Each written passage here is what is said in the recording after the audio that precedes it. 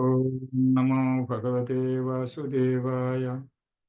ഓം നമോ ഭഗവതേ വാസുദേവായ. ഓം നമോ ഭഗവതേ വാസുദേവായ. കേൾക്കാവോ എല്ലാവർക്കും? കേൾക്കാവോ മാതാജി? ഹരേ കൃഷ്ണ. കേൾക്കാവോ?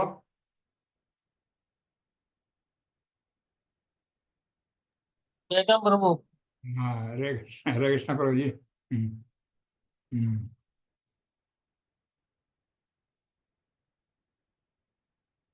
ഇന്ന് ഉം.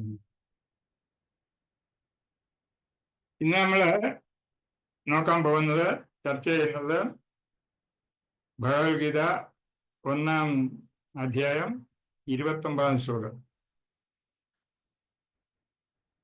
അതിന് മുമ്പായിട്ടൊരു ശകലം പ്രാർത്ഥന നമുക്ക് നടത്താം. ഓം അജ്ഞാനതിമിരാന്ധസ്യ ജ്ഞാനാഞ്ജനശലാകയാ ചക്ഷുരുന്മീലിതം യേന തസ്മൈ ശ്രീ ഗുരുവേ നമഃ. ശ്രീചൈതന്യമനോഭീഷ്ടം സ്ഥാപിതം യേന ഭൂതലേ സ്വയം രൂപകഥാമഹ്യം ദദാതി സുപദാന്തികം. വന്ദേഹം ശ്രീഗുരോ ശ്രീയുതപദകമലം ശ്രീഗുരുവൻ വൈഷ്ണവാൻ ച ശ്രീരൂപം സാഗ്രജാതം സഹഗണ രഘുനാഥാന്വിതം തം സജീവം സാത്വൈതം സാവധൂതം പരിജനസഹിതം കൃഷ്ണ ചൈതന്യദേവം ശ്രീരാധാകൃഷ്ണപാദാൻ സഖഗണ ലളിതാ ശ്രീവിശാഖാന്വിതം ച. ഹേ കൃഷ്ണ കരുണാസിന്ധോ ദീനബന്ധോ ജഗത്പദേ ഗോപേശ ഗോപികാന്ത രാധാകാന്ത നമസ്തുതേ. സപ്തകാഞ്ചന ഗൗരാംഗീ രാധേ വൃന്ദാവനേശ്വരി വൃഷഭാനുസുതേ ദേവി പ്രണമാമി ഹരിപ്രിയേ. വാഞ്ചാകൽപതരുഭ്യശ്ച കൃപാ സിന്ധുഭ്യേവ ച പതിതാനാം പാവനേഭ്യോ വൈഷ്ണവേഭ്യോ നമോ നമഃ. ജയ ശ്രീകൃഷ്ണ ചൈതന്യ പ്രഭോ നിത്യാനന്ദ ശ്രീ അദ്വൈത ഗദാധർ ശ്രീവാസാദി ഗൗരഭക്തവൃന്ദ. ഹരേ കൃഷ്ണ കൃഷ്ണ കൃഷ്ണ ഹരേ ഹരേ, ഹരേ രാമ രാമ രാമ ഹരേ ഹരേ. നമ ഓം വിഷ്ണുപദായ കൃഷ്ണപൃഷ്ഠായ ബദല ശ്രീമതേ മഹാവിഷ്ണു ഗോസ്വാമി നമ ഓം വിഷ്ണുപദായ കൃഷ്ണപൃഷ്ഠായ ബദല ശ്രീമതേ ഭക്തിവേദാന്ത സ്വാമിനെ നമനി. നമസ്തേ സാരസ്വതേ ദേവേ ഗൗരവാണി പ്രചാരണേ നിർവിശേഷ ശൂന്യവാദി പാശ്ചാത്യദേശധാരണി. മുഖം കരോതി വാചാലം പങ്കും ലങ്കായതേ ഗിരിം യത്കൃപാതമഹം വന്ദേ ശ്രീഗുരും ദീനതാരണം പരമാനന്ദമാധവം ശ്രീ ചൈതന്യമീശ്വരം.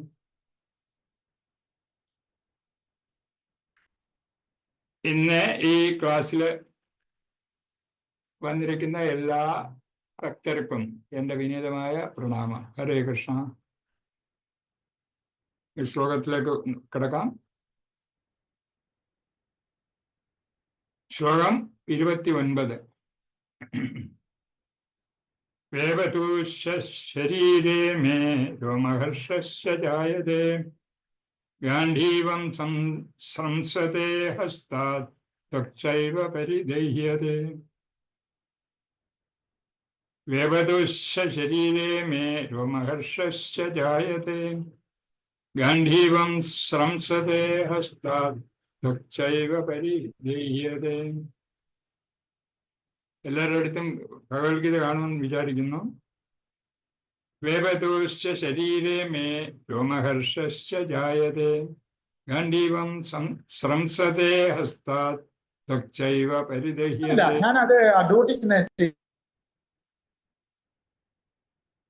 പുസ്തകം ഉണ്ടല്ലോ എല്ലാവർക്കും? ഇല്ലെങ്കിൽ എല്ലാവരും പുസ്തകം വാങ്ങിക്കണം, പഠിക്കണം. ഹരേ കൃഷ്ണ. എന്നതിൻ്റെ വാക്കുകൾ നോക്കാം. മേ ശരീരേ, എൻ്റെ ശരീരത്തിൽ, വേവതൂച്ച വിറയലും രോമഹർഷ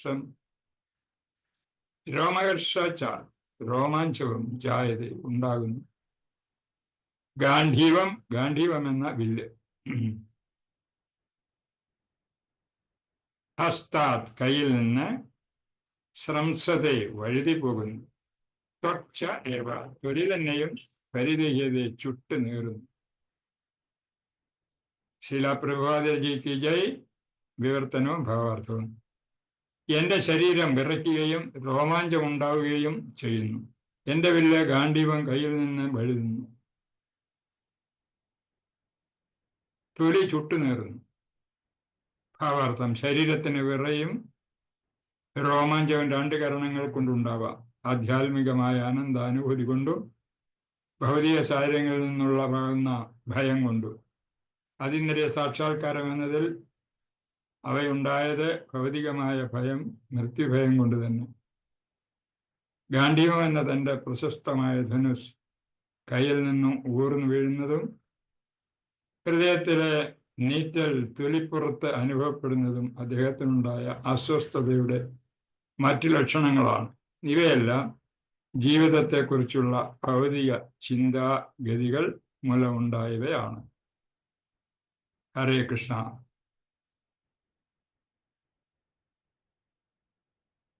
അപ്പൊ ഇതിനെപ്പറ്റി പറയുമ്പോൾ കഴിഞ്ഞ ശ്ലോകത്തിൽ നമ്മൾ കണ്ടതാണ്. അർജുനൻ ഇങ്ങനെ യുദ്ധം ചെയ്യാനായിട്ട് റെഡിയായിട്ട് നിൽക്കുന്നു. അപ്പോൾ രണ്ട് പടയാളികളുടെയും രണ്ട് കൂട്ടരുടെയും മധ്യത്തിൽ അദ്ദേഹത്തിനെ കൊണ്ടുവിടുന്നു. സാധാരണ ഒരു പോരാളി അറിഞ്ഞിരിക്കേണ്ട കാര്യമാണ് ആ ശത്രുവിൻ്റെ കാര്യങ്ങൾ, അതുപോലെ തന്നെ മിത്രങ്ങളിൽ ആരെല്ലാം ഉണ്ട്. രണ്ട് വിഭാഗത്തിൽപ്പെട്ട സൈന്യത്തിൻ്റെ വിവരങ്ങൾ അറിഞ്ഞിരിക്കേണ്ട അത്യാവശ്യമാണ്. അതുകൊണ്ടാണ് ശ്രീകൃഷ്ണ ഭഗവാനോട് അർജുനൻ പറഞ്ഞത്, എൻ്റെ രഥം എല്ലാ സൈന്യത്തിൻ്റെ നടുക്കോട്ടൊന്ന് നിർത്തിത്തരണേ, ഞാനൊന്ന് കണ്ടോട്ടെ ആരൊക്കെയാണ് എന്നോട് യുദ്ധം ചെയ്യാൻ വന്നിരിക്കുന്നതും ആരൊക്കെയാണ് എനിക്ക് വേണ്ടി സഹായിക്കാൻ വന്നിരിക്കുന്നതെന്നും അറിയാൻ വേണ്ടി ശ്രീകൃഷ്ണ ഭഗവാൻ അങ്ങനെ കൊണ്ട് നിർത്തുകയാണ് അർജുനന്. അപ്പൊ അത് കണ്ടു കഴിഞ്ഞിട്ട് അപ്പൊ അദ്ദേഹം പിന്നെ പറയുന്നത്, താൻ സമീക്ഷ്യ സ കൗന്ദേയ സർവാൻ ബന്ധുനവസ്ഥിതാൻ കൃപയാ പര്യാവിഷ്ടോ വിഷീദന്നിമ ബബ്രവീത്.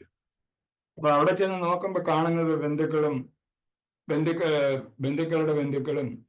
അത് രണ്ടും കാരണം എന്താന്ന് വെച്ചാൽ ഈ രണ്ട് സൈന്യവും ബന്ധുക്കളാണ്.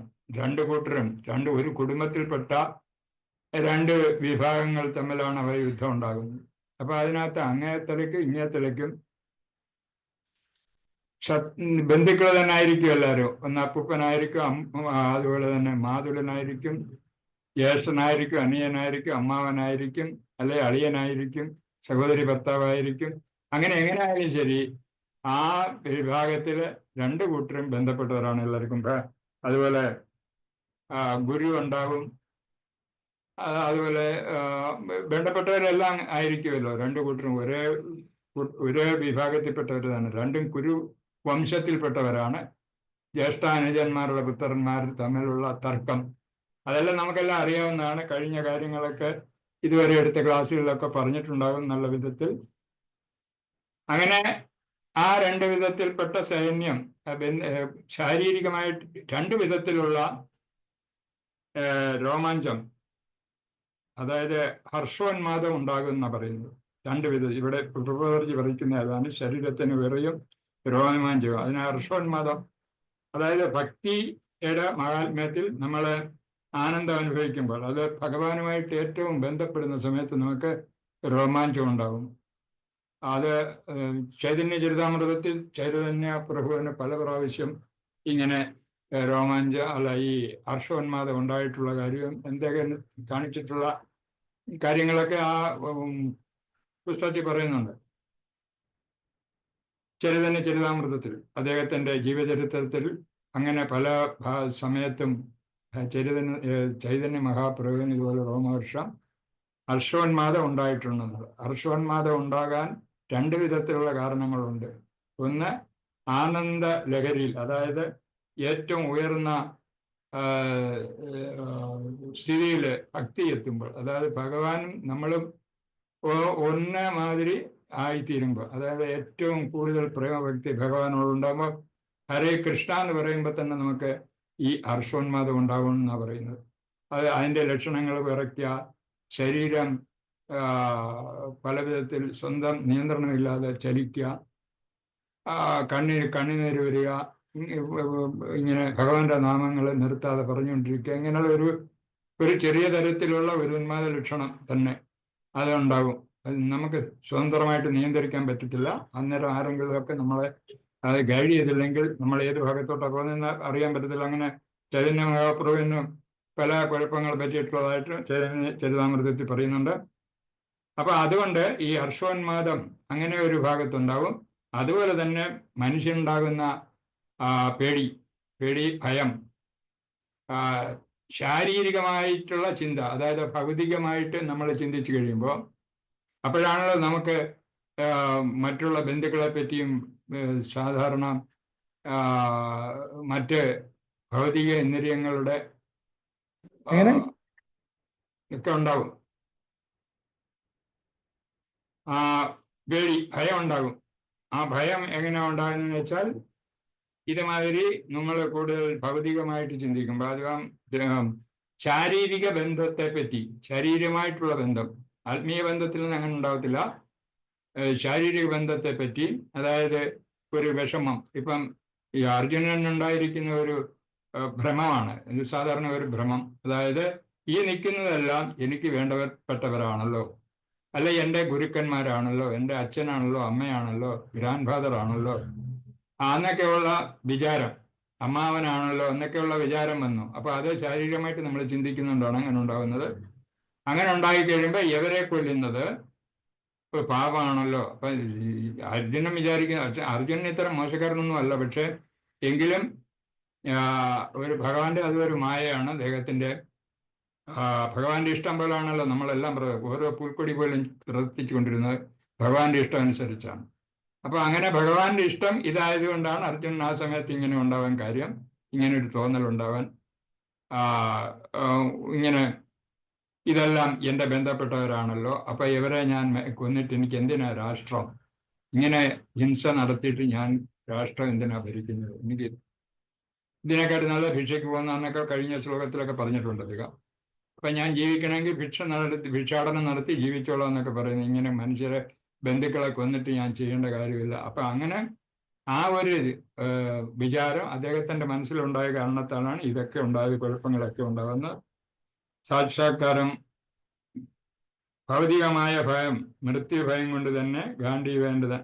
അപ്പൊ ഇത് നമ്മൾ സാധാരണ സ്ത്രീകള് എന്തെങ്കിലും പാത്രമൊക്കെ ആയിട്ട് പോവുകയാണെങ്കിൽ പെട്ടെന്ന് എന്തെങ്കിലും ഒരു ഇൻസിഡന്റ് ഉണ്ടാകുകയാണെങ്കിൽ ആ പാത്രമൊക്കെ താഴെ വീഴാറുണ്ട്. അപ്പൊ അവരുടെ ശരീരത്തിന് അത് നിയന്ത്രിക്കാനുള്ള കഴിവില്ലാത്ത സമയത്താണ് ഇങ്ങനെയുണ്ട്. പുരുഷന്മാർക്ക് അങ്ങനെ കൂടുതലായിട്ട് ഉണ്ടാകാറില്ല. എങ്കിലും ഇപ്പൊ അർജുനന് സംഭവിച്ചത് തന്നെ. ഇതൊക്കെ കണ്ടു കഴിഞ്ഞപ്പോൾ അദ്ദേഹത്തിന്റെ ശരീരത്തിന് എത്ര ബലമുണ്ടോ അതെല്ലാം നഷ്ടപ്പെട്ടു. ആ താൽക്കാലികമായിട്ടുള്ള നഷ്ടപ്പാടാണ്. അപ്പൊ അദ്ദേഹത്തിന് ഒരു ചിന്തയുണ്ട്, ഈ കാണുന്ന പ്രവൃത്തിയൊക്കെ ഞാൻ തന്നെയാണല്ലോ ചെയ്യുന്നത്, അപ്പൊ അങ്ങനെ ഇങ്ങനെ കൊല്ലുന്നതെല്ലാം ഞാനാണല്ലോ എന്നുള്ളൊരു തോന്നൽ. അതൊരു ശരിയായ വിചാരമല്ല. അത്രയും സമയം എനിക്ക് തോന്നുന്നു അദ്ദേഹത്തിന് കൃഷ്ണനായിട്ടുള്ള ബന്ധം വിച്ഛേദിച്ചിരിക്കുകയായിരിക്കും ആ സമയത്ത്. കാരണം കൃഷ്ണൻ ആണ് ഇതൊക്കെ ചെയ്യുന്നെന്നുള്ള വിചാരം അദ്ദേഹത്തിന് ആ സമയത്ത് ഇല്ലാതെ പോയി കാണും. അല്ലെങ്കിൽ അങ്ങനെ ഉണ്ടാവാൻ വഴിയില്ല. ശ്രീകൃഷ്ണനാണ് നമ്മുടെയൊക്കെ പരമാത്മാവ്.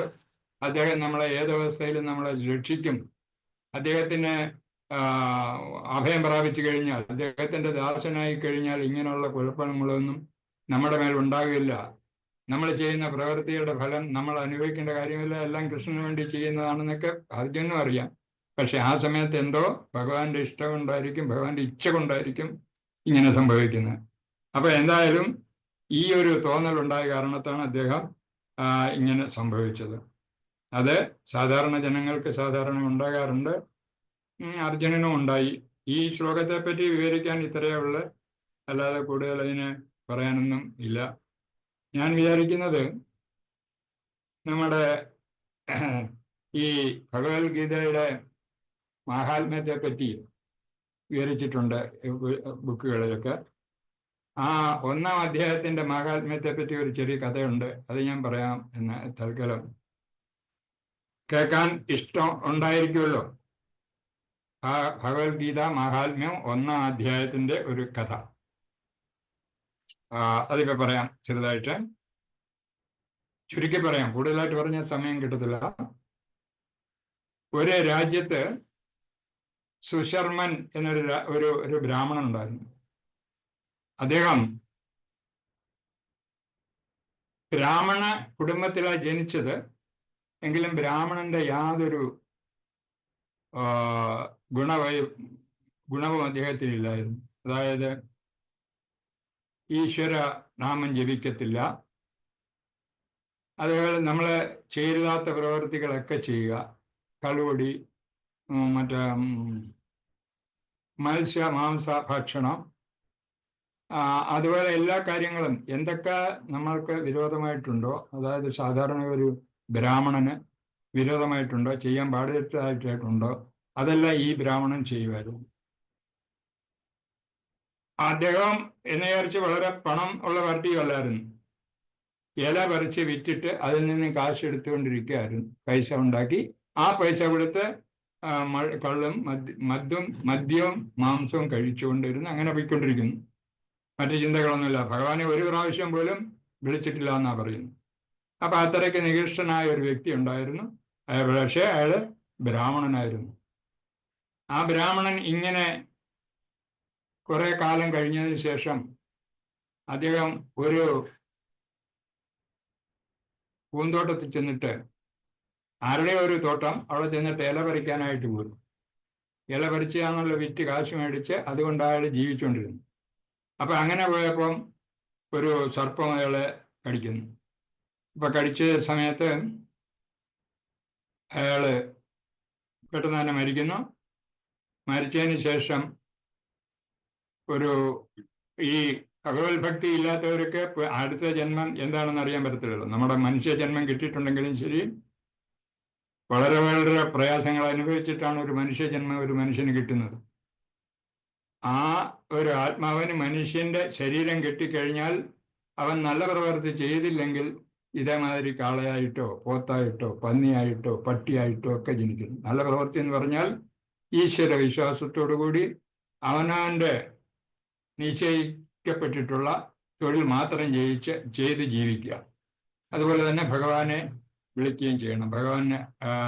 ഭഗവാന്റെ ദാസരായി ജീവിക്കുക എന്നുള്ളതാണ് നമ്മുടെ കർത്തവ്യം. അത് നടത്തിക്കൊണ്ടേയിരിക്കണം. അപ്പൊ ഇതൊന്നും ചെയ്യാതിരുന്ന ബ്രാഹ്മണൻ മരിച്ചപ്പോൾ അടുത്ത ജന്മം അയാൾക്ക് കിട്ടിയത് ഒരു കാളയുടെ ശരീരമായിരുന്നു. അപ്പൊ നല്ല കാളയായിരുന്നു ചെറുപ്പകാലത്ത്. അപ്പൊ അതിനെ ഒരു കർഷകൻ വാങ്ങിക്കുന്നു. ആ കർഷകന് നല്ല ശരീരം സൗഖ്യമുള്ള ആളായിരുന്നില്ല. കാലിന് ഏതാണ്ട് പ്രശ്നങ്ങളുള്ള ഒരു വ്യക്തിയായിരുന്നു. അപ്പൊ അയാളുടെ എല്ലാ ജോലികളും ഈ കാളയെ കൊണ്ട് ചെയ്യിച്ചുകൊണ്ടിരുന്നു. ഏകദേശം ഒരു 6-7 കൊല്ലം ഈ കാളയെ കൊണ്ട് അയാൾ നല്ല രീതിയിൽ പണിയെടുപ്പിച്ചുകൊണ്ടേയിരുന്നു. ഒരു ദിവസം ഈ കാള താഴെ വീഴുന്നു. നടക്കാൻ വയ്യ, എഴുന്നേക്കാൻ വയ്യ, ഒന്നുമില്ലാതെ. അപ്പൊ എല്ലാവരും അനുകമ്പ തോന്നി. അയാളുടെ വീട്ടുകാരും നാട്ടുകാരും ഒക്കെ ഈ കാള ഇങ്ങനെ കിടക്കുന്ന കണ്ടുകൊണ്ട് എല്ലാവർക്കും അനുകമ്പ തോന്നി. അവസരത്തിൽ പലരും വന്ന് ഈ മനുഷ്യരായാലും മരിക്കാൻ കിടക്കുന്ന സമയത്തിട്ട് വന്ന് പ്രാർത്ഥിക്കുകയൊക്കെ ചെയ്തു. അതേമാതിരി ആ നാട്ടിലുള്ളവരൊക്കെ തന്നെ ഈ കാളയെയും വന്ന് കണ്ടു. അതിൽ പ്രത്യേക സ്വഭാവത്തിലുള്ള ഒരു സ്ത്രീ കൂടെ ഉണ്ടായിരുന്നു. അവരും ഈ കാളയ്ക്ക് മോക്ഷം കിട്ടണേ, അല്ലെ അത് നന്നായി വരണേ, അടുത്ത ജന്മമെങ്കിലും ഇതിന് നല്ല ജന്മം കൊടുക്കണേ എന്നൊക്കെ പറഞ്ഞ് അനുഗ്രഹിച്ചു ആ നാട്ടുകാരും എല്ലാവരും തന്നെ. അപ്പൊ അങ്ങനെ എന്തായാലും കുറച്ച് നാൾ കഴിഞ്ഞപ്പോഴത്തേക്ക് ഈ കാളയുടെ ജീവൻ പോകുന്നു. കാള ജീവൻ പോയതിനു ശേഷം ആത്മാവ് എവിടെ ചെല്ലുന്നതെന്ന് നമുക്കറിയാമല്ലോ. മരിച്ചു കഴിഞ്ഞാൽ ഭക്തരാണെങ്കിൽ ഭഗവാന്റെ അടുത്ത് പോകും, ഇല്ലെങ്കിൽ മോശം പ്രവൃത്തികളൊക്കെ ചെയ്തിട്ടുള്ളതാണെങ്കിൽ ധർമ്മദേവന്റെ അടുത്ത്, അതായത് യമരാജന്റെ അടുത്തെത്തും. യമരാജന്റെ അടുത്തെത്തി അപ്പൊ യമരാജൻ ഇയാളുടെ ഇന്റർവ്യൂ ചെയ്യുന്നു. വിളിച്ചിട്ട് ചോദിക്കുന്നു ഈ കാളയുടെ ആത്മാവിനോട്, നീ ഇത്രയൊക്കെ പാവങ്ങളൊക്കെ ചെയ്തിട്ടുള്ള വ്യക്തിയാണല്ലോ, നല്ല കാര്യം ഒന്നും ചെയ്തിട്ടില്ലെങ്കിലും നിനക്ക് എന്തുകൊണ്ട് ഇങ്ങനെ ഒരു മോക്ഷം കിട്ടി? നിനക്ക് നിന്റെ പാവങ്ങളൊക്കെ ഇവിടെ വന്നപ്പോൾ തീർന്നു പോയല്ലോ, അതെന്താണെന്ന് പറയുന്നു. അപ്പൊ അത് കഴിഞ്ഞിട്ട് അതുകൊണ്ട് പാവങ്ങളൊക്കെ തീർന്ന കാരണത്താൽ അവന് വീണ്ടും ഒരു ബ്രാഹ്മണന്റെ ജന്മം കൊടുത്തു. ആ ബ്രാഹ്മണന്റെ ജന്മം എന്ന് പറയുന്നത് നല്ല ഉയർന്ന കുടുംബത്തിൽ ഉള്ളൊരു ബ്രാഹ്മണന്റെ അപ്പോൾ അയാൾ ആ ബ്രാഹ്മണത്വം ശരിക്കും സ്വീകരിച്ചുകൊണ്ട് അയാൾ ചെയ്യേണ്ട കാര്യങ്ങളൊക്കെ ശരിക്ക് പഠിക്കുന്നു. അപ്പൊ അതിനുശേഷം അതിന് വേറൊരു ഗുണം കൂടെ അയാൾക്ക് കിട്ടിയിരുന്നു. മരിച്ചു കഴിഞ്ഞപ്പോൾ മുൻപുള്ള കഴിഞ്ഞ ജന്മത്തിലെ കാര്യങ്ങളൊക്കെ ഓർമ്മ വരുമായിരുന്നു. എന്തൊക്കെ ചെയ്തിട്ടുണ്ടോ, ആരായിരുന്നു, ഈ എൻ്റെ പേരെന്തായിരുന്നു, സുശർമ്മൻ എന്നുള്ള പേരാണെന്നും, അതുപോലെ കഴിഞ്ഞ ജന്മത്തിൽ ഞാനിങ്ങനെ കാളയായിട്ട് ജനിച്ചിരുന്നുവെന്നും അതിനുശേഷം ഇങ്ങനെ ജോലി ചെയ്യുന്നത് നടന്നതൊക്കെ ഇയാൾക്ക് ഓർമ്മയുണ്ടായിരുന്നു. അതുപോലെ തന്നെ ഈ ബ്രാഹ്മണനായിട്ട് ജനിച്ചതിന് ശേഷം ആ ഓർമ്മകളൊക്കെ അയാൾക്ക് കിട്ടി.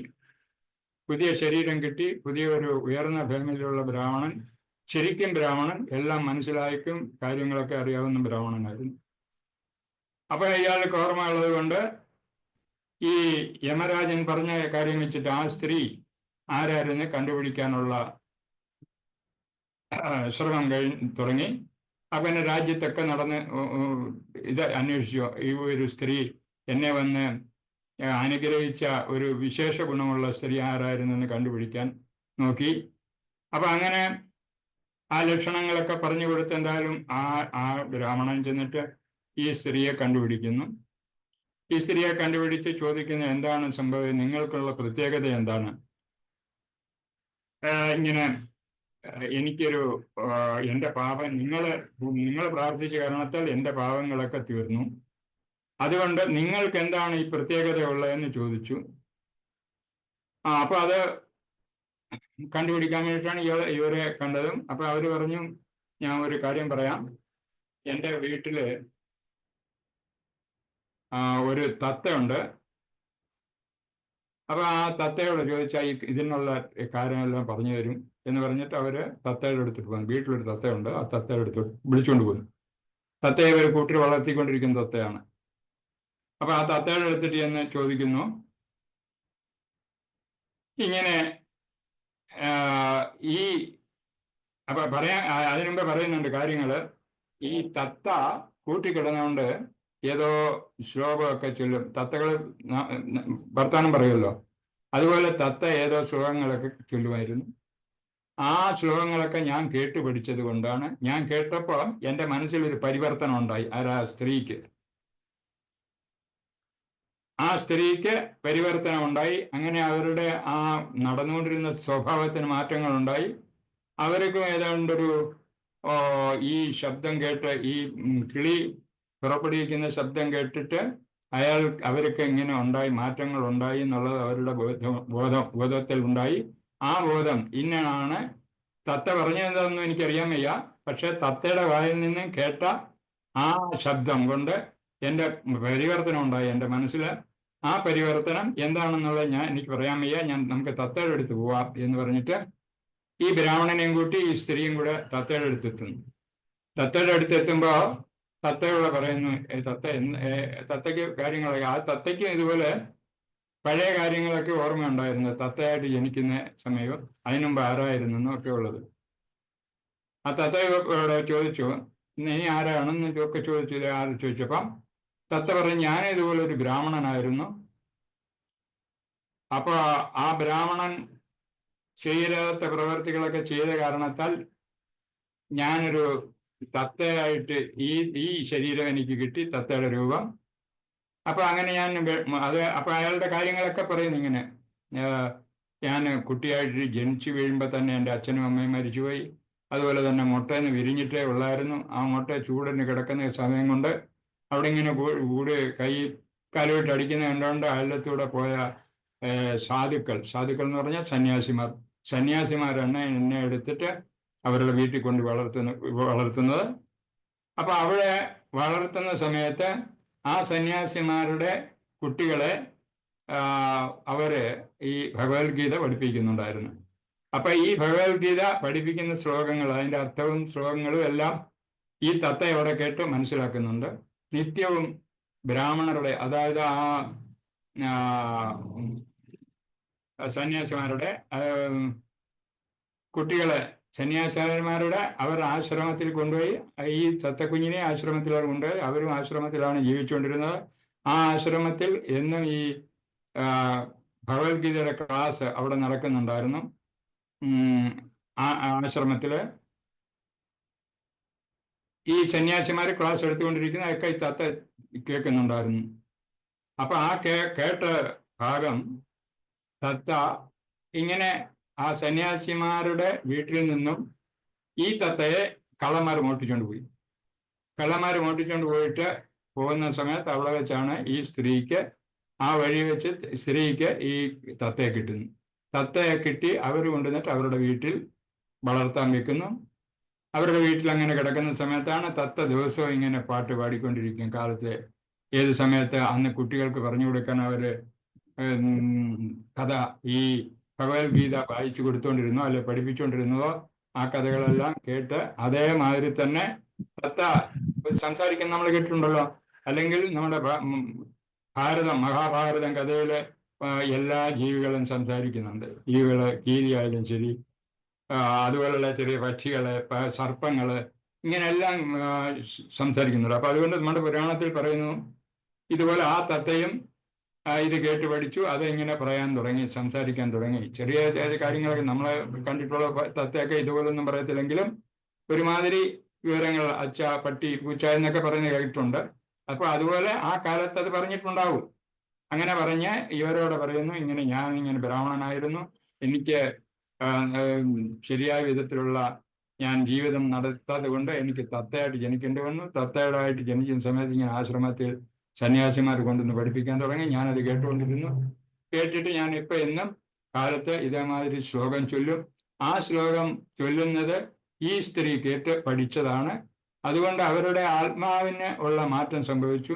അപ്പൊ അവരുടെ ആ തൊഴിൽ വിട്ടിട്ട് അവരെ ഈ തത്തയുടെ കാര്യം ശ്രദ്ധിച്ചു കൊണ്ടിരുന്ന കാരണത്താൽ അവർക്ക് ആ ഭഗവത്ഗീത, ആ തത്ത പറയുന്നത് കേട്ടിട്ടായാൽ പോലും അവരുടെ മനസ്സിന് വ്യത്യാസം ഉണ്ടാകുന്നു. അപ്പൊ അങ്ങനെ ഭഗവത്ഗീത 1-ാം അധ്യായമാണ് അവർ പഠിച്ചുകൊണ്ടിരുന്നത്. അതാണ് തത്ത പറഞ്ഞതും. അപ്പൊ ഇവർക്കെല്ലാം മനസ്സിലായി ഇങ്ങനെ തത്ത 1-ാം അധ്യായം പഠിക്കുന്നത് കേട്ടുകൊണ്ടാണ് ഇങ്ങനെ ഈ സ്ത്രീക്ക് മാറ്റങ്ങൾ വന്നതും, അതുപോലെ തന്നെ ഈ ബ്രാഹ്മണന് മാറ്റങ്ങൾ വന്നതും. ഇവരൊക്കെല്ലാം പഠിച്ച കാരണം കൊണ്ടാണ് മുൻ ജന്മങ്ങളുടെ ഓർമ്മയും വന്നിരുന്നത്. പഴയ ജന്മത്തിൽ എന്തൊക്കെ ചെയ്തെന്നുള്ള ഓർമ്മ ഉണ്ടായിരുന്നത് ഇതുകൊണ്ടാണ്. അപ്പൊ അങ്ങനെ അവരെല്ലാം അതേപ്പറ്റി മനസ്സിലാക്കുകയും ചർച്ച ചെയ്യുകയൊക്കെ ചെയ്തതിനു ശേഷം ഇവര് ദിവസവും ഈ ആദ്യത്തെ ബ്രാഹ്മണൻ, അത് തത്തയുടെ മുൻജന്മമായ ബ്രാഹ്മണനും സുശർമ്മനും അതുപോലെ തന്നെ ആ ദുർനടപ്പുകാരിയായിരുന്ന ആ സ്ത്രീയും പിന്നെ എല്ലാവരും കൂടെ ചേർന്ന് ഭഗവത്ഗീത പഠിക്കാൻ തുടങ്ങി. അവരെ കുറെ കാലങ്ങൾ ഇങ്ങനെ സുഖമായിട്ട് ഭഗവത്ഗീത പഠിച്ചു. ഭഗവത്ഗീത പഠിച്ച് എല്ലാം കഴിഞ്ഞപ്പം അവരെല്ലാം കൂടെ പിന്നെ സുഖമായിട്ട് ഭഗവാന്റെ ധാമിലേക്ക് പോകുന്നുണ്ട്. അങ്ങനെ ഭഗവത്ഗീത പഠിക്കുന്നതിന്റെ 1-ാം ശ്ലോകം പഠിച്ചതിന്റെ 1-ാം അധ്യായത്തിലെ ശ്ലോകങ്ങളൊക്കെ പഠിച്ചതിന്റെ ഗുണങ്ങൾ കൊണ്ട് അവർക്കെല്ലാം മോക്ഷം കിട്ടി. ആർക്കായി? ഈ തത്തയെ കണ്ടുപിടിച്ച സുശർമ്മനും അതുപോലെ തന്നെ ദുർനടപ്പുകാരിയായിരുന്ന ആ സ്ത്രീക്കും അവരെല്ലാം കൂടെ പിന്നെ ഭഗവത് ധാമത്തിലേക്ക് പോയി എന്നാണ് ഈ ഭഗവത്ഗീതയുടെ മഹാത്മ്യം 1-ാം അധ്യായത്തിന്റെ മഹാത്മ്യത്തിൽ വിവരിക്കുന്നത്. ഇന്ന് ഇത്രയുള്ള പറയാനും, അതുകൊണ്ട് തൽക്കാലം നിർത്താം. ഞാൻ പറഞ്ഞതിൽ എന്തെങ്കിലും തെറ്റുപറ്റിയിട്ടുണ്ടെങ്കിൽ അത് ആർക്കെങ്കിലും വേണമെങ്കിൽ കേട്ടവർക്ക് ഇതിൽ കൂടുതൽ വല്ലതും അറിയാമെങ്കിൽ അത് പറഞ്ഞു തന്നാൽ നല്ലത്. പിന്നെ ഈ പറഞ്ഞതിൽ പറഞ്ഞതിൽ തെറ്റുകൾ സംഭവിച്ചിട്ടുണ്ടെങ്കിൽ അത് തിരുത്താം. ക്ഷമിക്കണം എല്ലാവരും. ഹരേ കൃഷ്ണ. ഹരേ കൃഷ്ണ പ്രഭു. ഹരേ കൃഷ്ണ മാതാജി. എളുപ്പം നിർത്തുക. ഹരേ കൃഷ്ണ. ഹരേ കൃഷ്ണ മാതാജി. ആരെങ്കിലും കേൾക്കുന്നുണ്ടോ? ഹരേ കൃഷ്ണ. കേൾക്കുന്ന കൂട്ടത്തിൽ ആരെങ്കിലും ഉണ്ടോ? നന്ദി പ്രഭുജി, നന്ദി, വളരെ നന്ദി. Thank you പ്രഭുജി. എല്ലാരും ഉണ്ട് പ്രഭു. നന്ദി പ്രഭുജി. നല്ല ഒരു സ്റ്റോറിയൊക്കെ പ്രഭു പറഞ്ഞു. വളരെ നന്ദി പ്രഭു. നന്നായിരുന്നു. ഹരേ കൃഷ്ണ. എന്തോ? താങ്ക് യു പ്രഭു. താങ്ക് യു സോ മച്ച് പ്രഭു. ഹരേ കൃഷ്ണ. നല്ല ക്ലാസ് ആയിരുന്നു. താങ്ക് യു പ്രഭു. ഹരേ കൃഷ്ണ. പ്രഭു ആരെങ്കിലും കേട്ടോ പ്രഭു? ഈ എന്തോ ഒരു പ്രഭു. ഒരുത്തരുടെ ഒരു അനക്കമില്ലല്ലോ. ഹരേ കൃഷ്ണ ഹരേ കൃഷ്ണ. ശരിയാ. ഹരേ കൃഷ്ണ പ്രഭു, നല്ല ക്ലാസ് ആയിരുന്നു പ്രഭു. ഹരേ സന്തോഷം. കൃഷ്ണ. അല്ല, Thank you. Hare Krishna. Class കേട്ടോ എന്ന് ചോദിച്ചത്. ഈ കഥ ആരെങ്കിലും കേട്ടിട്ടുണ്ടോ പ്രഭു? അല്ല, മാതാജി. ഇല്ല പ്രഭു, ഞാൻ ഈ കഥ ആദ്യമായിട്ടാണ് കേൾക്കുന്നത്. താങ്ക് യു പ്രഭു. കേട്ടിട്ടുണ്ടോ? ആദ്യമായിട്ടാണ് കേൾക്കുന്നത്. ഇല്ലേ? നല്ല കഥ, പുതിയ കഥയായിരുന്നു. ഞാൻ ആദ്യമായിട്ടാണ് കേൾക്കുന്നത്. ഇതൊന്നുമല്ല പ്രഭു. ഭഗവത്ഗീത 1-ാം അധ്യായത്തിന്റെ മഹാത്മ്യം. അതെ അതെ അതെ, നന്നായിരുന്നു പ്രഭുജി. അപ്പൊ ഇത് 2-ാം അധ്യായം, 3-ാം അധ്യായം, ഇങ്ങനെ എല്ലാത്തിനും ഓരോ ഇതുപോലത്തെ നല്ല നല്ല കഥകളുണ്ട് പ്രഭുജി. അതൊക്കെ ഒന്ന് പ്രഭു ഇനിയുള്ള ക്ലാസ്സിൽ ഒന്ന് ഷെയർ ചെയ്യണം പ്രഭു. എല്ലാ അധ്യായത്തിനും ഉണ്ട് ഓരോ കഥ. അതെ, അത് ഇനിയുള്ള ക്ലാസ്സിൽ പ്രഭു ദയവായി ഷെയർ ചാൻസ് ചെയ്യണം. വന്നാൽ ഞാൻ പറഞ്ഞോണ്ടിരിക്കാം. ഉറപ്പായിട്ടും ഉറപ്പായിട്ടും, തീർച്ചയായും പ്രഭു, തീർച്ചയായും. പ്രഭു. നന്ദി പ്രഭു, നന്ദി, വളരെ സന്തോഷം. ഹരേ കൃഷ്ണ. ശരി പ്രഭു. ഹരേ കൃഷ്ണ. ഹരേ കൃഷ്ണ. നിർത്താം മാതാജി. ഹരേ കൃഷ്ണ പ്രഭുജി. ഹരേ കൃഷ്ണ പ്രഭുജി. ഹരേ കൃഷ്ണ മാതാജി. മാധവി അമ്മ. ഹരേ കൃഷ്ണ. ഹരേ കൃഷ്ണ. ക്ലോസ് ചെയ്യട്ടെ പ്രഭു. ശരി പ്രഭുജി. വാഞ്ചാകൽപതരുഭ്യശ്ച കൃപാ സിന്ധുഭ്യവച പതിതാനാം പാവനേഭ്യോ വൈഷ്ണവേഭ്യോ നമോ നമഃ. ഹരേ കൃഷ്ണ ഹരേ കൃഷ്ണ കൃഷ്ണ കൃഷ്ണ ഹരേ ഹരേ ഹരേ രാം രാം രാം ഹരേ ഹരേ. ഹരേ കൃഷ്ണ. ശരി മാതാജി, ക്ലോസ്. പ്രഭു ഹരേ കൃഷ്ണ ഹരേ കൃഷ്ണ.